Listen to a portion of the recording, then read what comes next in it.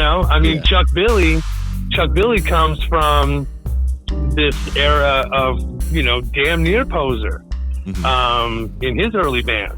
And people would be like, yeah, kill posers. It's freaky poser of glam rock. Oh, hey, Chuck. Hey, buddy. And he's walking up with a white streak behind his ear and his long hair with a bleach streak behind his ear and pink spandex and boots. And this was a group of guys called the Dublin Death Squad. And they were kind of like what people have heard Pantera kind of looks like. It's a steroid version of Van Halen, Judas Priest, and that was still happening in the Bay Area. Nobody was fucking with them because they were all over 6'5", 6'6", 240-pound motherfuckers squeezed into tight clothes. So that kind of died pretty quick. The whole kill posers thing. Yeah. I think it was a bravado and a protective kind of thing. Like, yeah, we're over here doing this. You go down to Sunset Strip if you want to do that.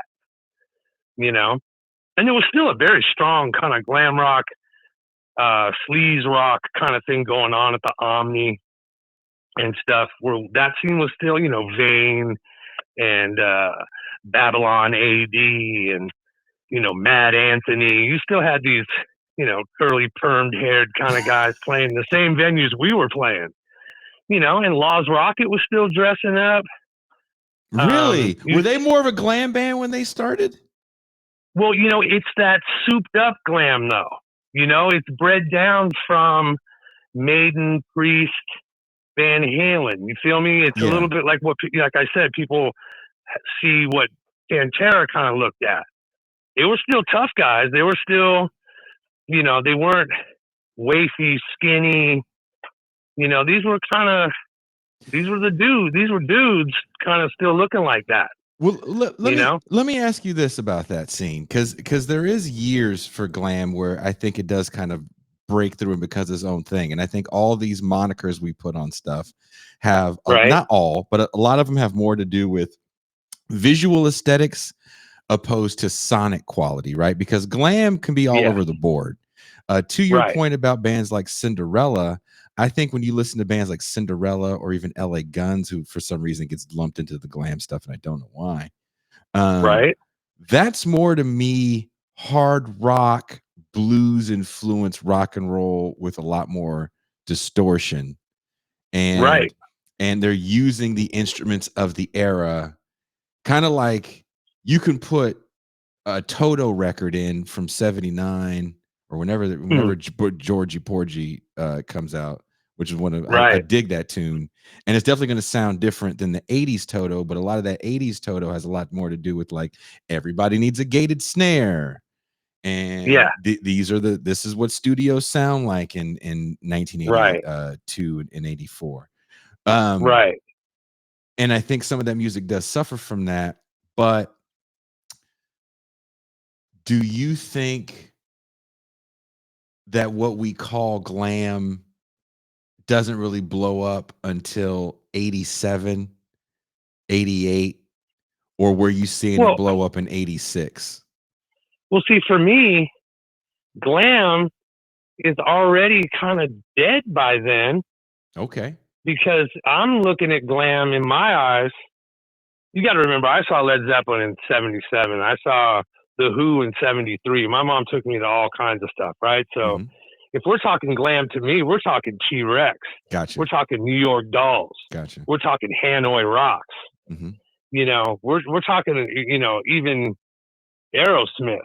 We're talking that's a different era for me.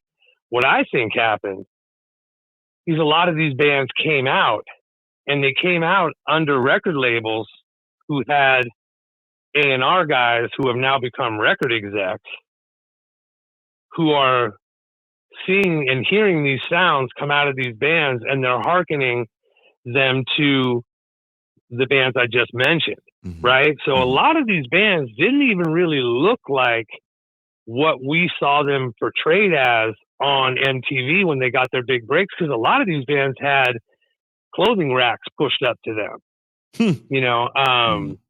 If you talk to Motley Crue about, how they kind of had the script flipped on them when they did the Theater of Pain album.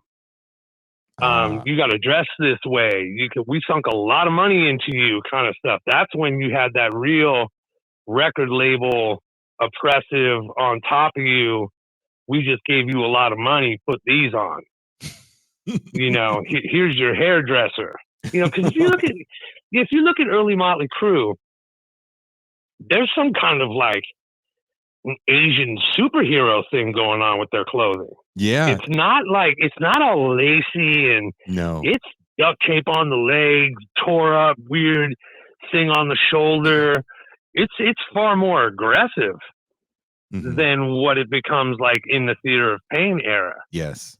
And, my old band, The Servants, when I put together kind of a classic rock band during that era of nu metal, rap metal kind of vibe, I had a band that was like juxtaposed to that. And we got to open up for all the hair bands coming through. This is like 2000 through 2004. We opened up for all of them. Faster Pussycat, LA Guns, Slash's Snake Pit. Oh, no shit. Oh, yeah, Cinderella. They all came through the Pound. Oh, the Pound. Okay, legendary. Pound SF, right? Yes. And so we got to play with all those hair bands. And I'm a conversation person. I go right in on it. So talking to Cinderella, I got that same feedback. They were like, we didn't want to look like that. They were tight jeans and vests and kind of closer to what an Aerosmith or a Joe Perry. They're from Philly. Yeah. They're Philly guys. But look, once you sign them big contracts, when you take that blockbuster money, there's going to be producers pushed at you, clothing racks pushed at you, and that whole MTV moment starts to speak louder than the bands can defend themselves. So with the whole, what people consider glam and the whole decline of Western civilization part 2 kind of portrays is kind of a mutated regurgitation of what I consider 70s glam. I can see that. I can see that. Yeah. You talk to Tracy Guns, dude. He's a dude. He's just a fucking dude. He ain't no wafy, tripper, Brent Muscat, from those guys. They're all cool ass fucking dudes, that would have hung at any metal party here in town or whatever, and that's that kind of indefensible, kind of stuff that I never really got into tripping on people for what they were into, what kind of music they were into, and these little weird battles. It didn't speak to me. It wasn't really part of my energy back then. But it did exist. It did exist. Pulling shirts off of people. Paul Bailoff with all those. People see that thing on his wrist, all those hanging little pieces of cloth, thinking they're friendship bracelets and stuff. No, those were scraps of T-shirts that he had ripped off of people. Jesus. Yeah, that's a real thing. Jesus Christ. That's some battle shit. That's some warrior stuff, And Zetro was kind of the opposite of that? Zetro, well, just Paul is, I think everybody's opposite of what Paul Bailoff was.